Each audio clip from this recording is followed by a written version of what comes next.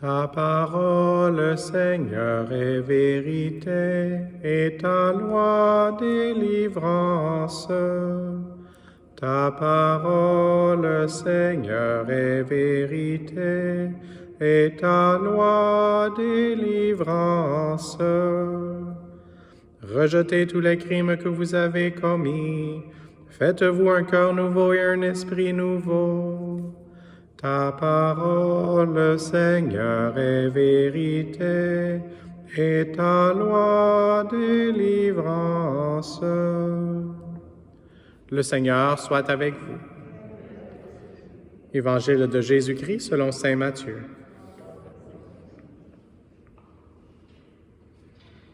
En ce temps-là, Jésus s'adressa aux foules et à ses disciples, et il déclara: Les scribes et les pharisiens enseignent dans la chair de Moïse.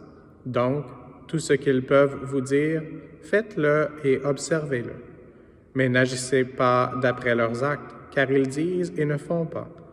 Ils attachent de pesants fardeaux difficiles à porter, et ils en chargent les épaules des gens. Mais eux-mêmes ne veulent pas les remuer du doigt. Toutes leurs actions, ils les font pour être remarqués des gens. Ils élargissent leurs phylactères en rallongeant leurs franges. Ils aiment les places d'honneur dans les dîners, les sièges d'honneur dans les synagogues et les salutations sur les places publiques. Ils aiment recevoir des gens le titre de rabbi. Pour vous, ne vous faites pas donner le titre de rabbi, car vous n'avez qu'un seul maître pour vous enseigner, et vous êtes tous frères. Ne donnez à personne sur terre le nom de Père, car vous n'avez qu'un seul Père, celui qui est aux cieux. Ne vous faites pas non plus donner le titre de Maître, car vous n'avez qu'un seul Maître, le Christ. Le plus grand parmi vous sera votre serviteur. Qui s'élèvera sera abaissé, qui s'abaissera sera élevé. Acclamons la parole de Dieu. Louange à toi, Seigneur Jésus. La dernière parole de notre première lecture, qui était tirée du prophète Isaïe, était la suivante. Oui, la bouche du Seigneur a parlé. Et quand le Seigneur dit une parole, qu'est-ce qui se passe? Quand le Seigneur parle, une action sort aussi.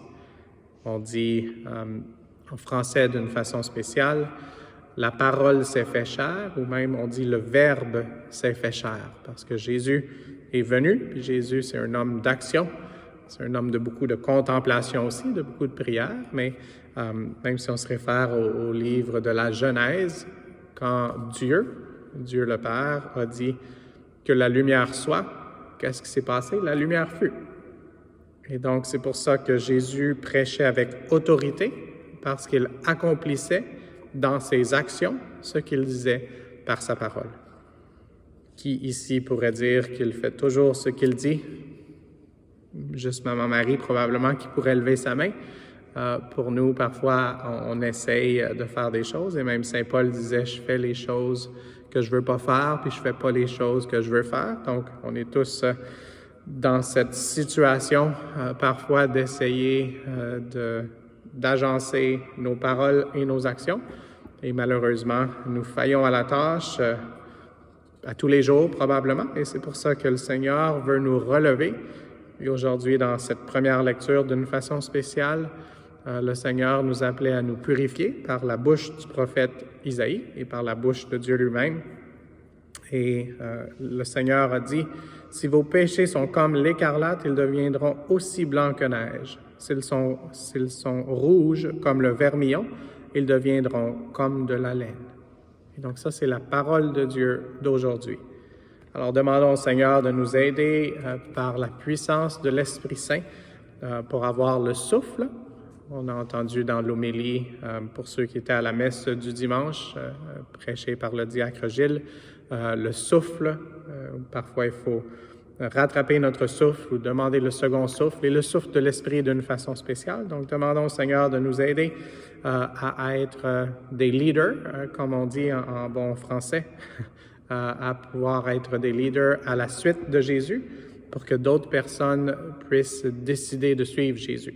Et dans l'Évangile, on disait que c'est tout à propos de Dieu lui-même, mais on est appelé à être une influence dans le monde. Et la seule façon dont on peut être une bonne influence, c'est en recevant l'Esprit et puis que nos actions puissent parler.